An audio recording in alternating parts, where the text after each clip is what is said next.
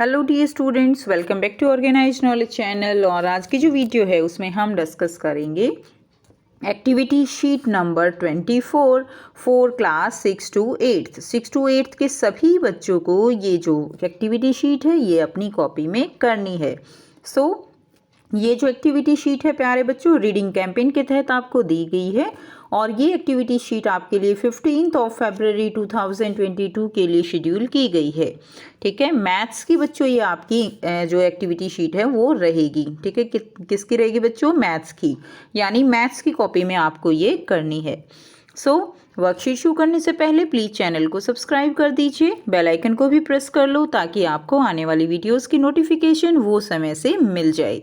प्यारे बच्चों, आपको इस एक्टिविटी शीट में क्या दिया गया है? कैलेंडर दिया गया है 2022 का। आपको पता है ना कि 2022 जो है नया साल वो स्टार्ट हो चुका है और 1 मंथ उसका जा भी चुका है, तो उसके बारे में आपको कैलेंडर के बारे में बताया गया है। सभी बच्चों ने इस तरह का कैलेंडर देखा है। तो ये क्या है? जनवरी का मंथ है जिसमें 31 दिन होते हैं और जनवरी तो जा चुका है।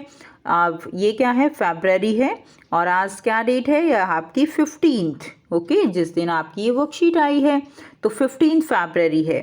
तो बच्चों 15 फरवरी, इसमें आप देखिए इसमें कितने डेज़ हैं? इसमें 28 डेज़ हैं। उसके बाद है मार्च में कितने डेज़ हैं? मार्च में है 31।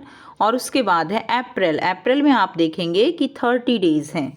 ठीक है, तो यानी हर एक मंथ में क्या होते हैं? ऐसे डेज होते हैं हर एक मंथ में। मंथ के अंदर वीक होते हैं, जैसे देखिए ईयर होता है, ईयर के अंदर क्या होते हैं बच्चों? मंथ्स होते हैं 12। ठीक है, और मंथ्स में क्या होते हैं? मंथ्स में वीक होते हैं। नेक्स्ट देखते हैं। उसके बाद देखिए नेक्स्ट दिया गया है अप्रैल के बाद है मई में 31 डेज़ है। उसके बाद जून में 30 है। जुलाई में कितने हैं बच्चों? 31 हैं। और अगस्त में कितने हैं? अगस्त में भी 31 डेज़ होते हैं। उसके अलावा सितंबर में कितने हैं बच्चों? 30 डेज़ होते हैं। अक्टूबर में 31 होते हैं। नवंबर में 30 एंड दिसंबर में होते हैं 31। तो ये तो सभी बच्चे जानते हैं कि कौन से मंथ में कितने डेज़ होते हैं। क्लियर? उसके बाद नेक्स्ट देखिए कैलेंडर के बारे में क्या दिया गया है। Now, by looking at the calendar, you can observe the following detail. अब आप कैलेंडर को देखकर ये डिटेल जो है वो क्या कर सकते हो? ऑब्जर्व कर सकते हो कि एक ईयर में कितने मंथ्स होते हैं। A year has 12 months. ठीक है, एक ईयर में स्टूडेंट्स 12 मंथ्स होते हैं और उनके नाम क्या हैं? January, February, March, April, May, June, July, August, September, October, November and December. ये क्या होते हैं? ये 12 मंथ्स होते हैं in a year. Now there are 365 और 366 डेज इन अ ईयर। एक ईयर में बच्चों कितने दिन होते हैं? अगर हम दिनों की बात करें, डेज की बात करें तो 365 एंड 366 डेज होते हैं in a year. And a leap year has 366 days. और एक लीप ईयर में कितने दिन होते हैं? एक लीप ईयर में होते हैं 366 डेज। अब हम समझेंगे कि ये 366 डेज लीप ईयर में होते हैं तो इसका मतलब क्या है। एक्चुअली देखिए होता क्या है, in 1 year we actually have 365 and 1/4 days. 1/4 यानी मतलब क्या है कि 365 डेज और 6 आवर्स। ठीक है, क्या होते हैं? 6 आवर्स होते हैं। सो आफ्टर 4 ईयर्स, अब क्या होता है कि 4 साल के बाद क्या होगा? वी हैव 4 1/4 यानी 1/4 1/4 ऐसे 4 हो जाएंगे ना। 1/4 का मतलब क्या है? 6 6 6। ये 6 आवर्स, 12 आवर्स, ठीक है, 18 आवर्स एंड 24 आवर्स, यानी हर 4 साल के बाद एक दिन जो है वो हमारा क्या हो जाता है? इंक्रीज हो जाता है, बढ़ जाता है, जिसको हम फरवरी में एडजस्ट करते हैं। फरवरी में नॉर्मली 28 डेज होते हैं, लेकिन हर 4 साल के बाद जो फरवरी का मंथ है वो 29 का होता है। ठीक है, किसका रहेगा? 29 का। So these add up to give 1 day. So we have an extra day every 4th year. Thus every 4th year become a leap year. और उसी ईयर को जिसमें 24 घंटे बढ़ जाते हैं, एक दिन बढ़ जाता है, उसको हम क्या कहते हैं? लीप ईयर कहते हैं। The last 2 digit of a leap year are divisible by 4। तो लास्ट 2 जो डिजिट हैं वो डिविजिबल रहेंगी 4 से, जैसे कि 2012 है, 16 है, 20 है। अब इसके बाद क्या होगा, 24 होगा। 2024 जो आएगा, यानी 22 चल रहा है ना अभी, फिर 23 आएगा। 24 वाला जो साल रहेगा ना, उसमें फरवरी में 29 डेज रहेंगे, क्योंकि वो लीप ईयर रहेगा। Now January, March, May, July, August, October and December, they have 31 days.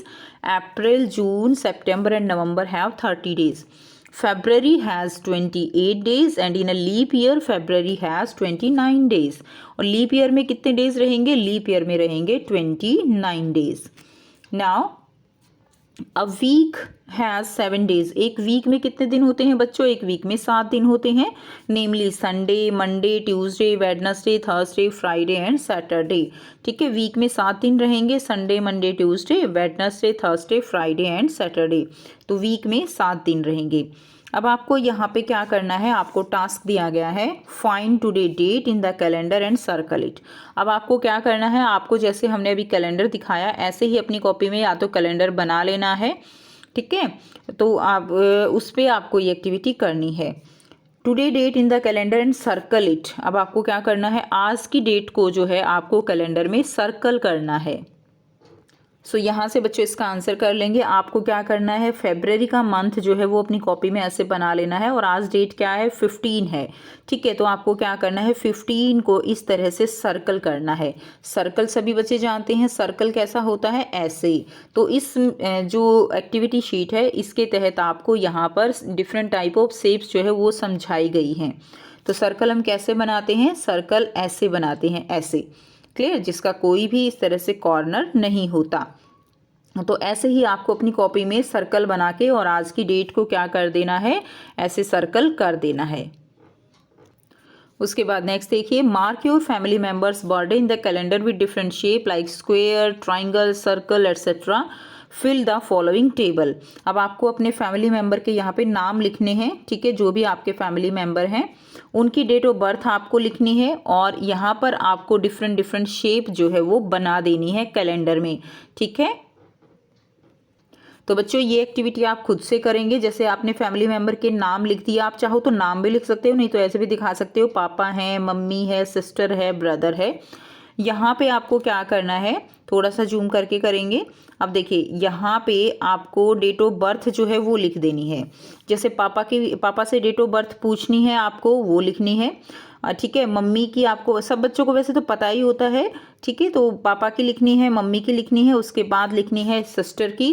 जैसे कि पापा की जो है मान लीजिए 29 जुलाई, ठीक है, 29 जुलाई 19, आप हो सकता है 1970 हो, ठीक है। ऐसे आपको जो है लिख देनी है, फिर मम्मी की लिखनी है। अब इसको 29 जुलाई का जो कैलेंडर है, ठीक है, उसके अंदर आपको 29 जुलाई को क्या करना है, एक शेप के साथ, जैसे कि शेप जो है मान लीजिए मम्मी जो पापा की डेट है आप उसको ऐसे सर्कल से शो कर रहे हो, तो आपको वो जो 29 जुलाई का कैलेंडर है उसमें ऐसे सर्कल उसको कर देना है।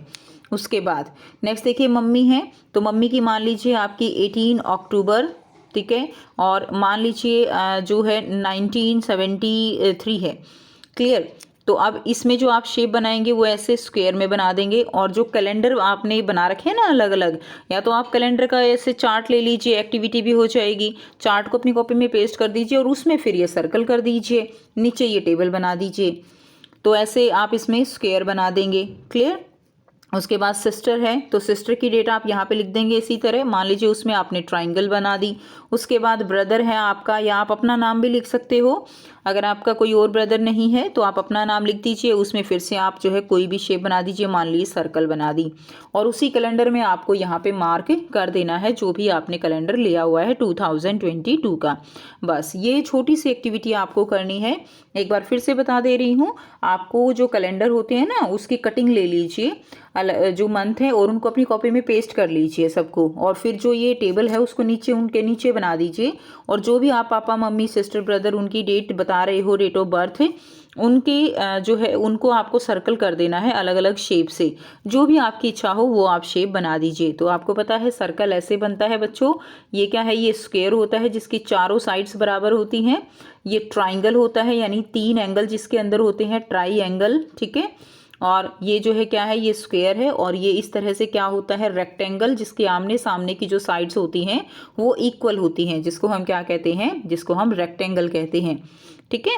उसके बाद नेक्स्ट देखिए, नेक्स्ट टास्क आपको दिया गया है, when and for what purpose do we use the calendar in your daily life, discuss with your teachers and classmate. कि कब और किस पर्पज़ के लिए आप कैलेंडर को अपनी डेली लाइफ में यूज़ करते हो, तो आपको अपने टीचर्स और क्लासमेट के साथ इसको डिस्कस करना है। तो आइए बच्चों इसका आंसर करेंगे।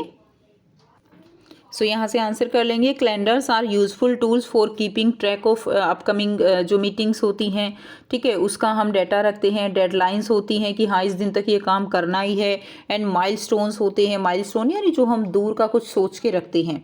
दे can help you visualise your schedule, वो आपका जो शेड्यूल होता है उसको विजुअलाइज करने में हेल्प करते हैं। And remind of you important event such as holidays and vacation time, और आपकी छुट्टियां कब हैं, हॉलीडेज़ कब हैं, इन सभी इंपॉर्टेंट इवेंट्स को देखने के काम आते हैं। तो आप चाहो तो इसको पॉइंट में भी डाल के कर सकते हो, नंबर 1 नंबर 2 करके भी कर सकते हो, या आप ऐसे भी लिख सकते हो। तो ये थी आपकी आज की बच्चों मैथ्स की एक्टिविटी शीट। आई होप सभी बच्चों को ये क्लियर है। फिर भी कोई डाउट है तो प्यारे बच्चों आप पूछ सकते हो। वीडियो अच्छी लगे तो वीडियो को ज़रूर से लाइक कीजिएगा, शेयर कीजिएगा और चैनल को सब्सक्राइब कीजिएगा। So thanks for watching students, मिलते हैं नेक्स्ट वीडियो में नेक्स्ट वर्कशीट के साथ। Take care, have a nice day.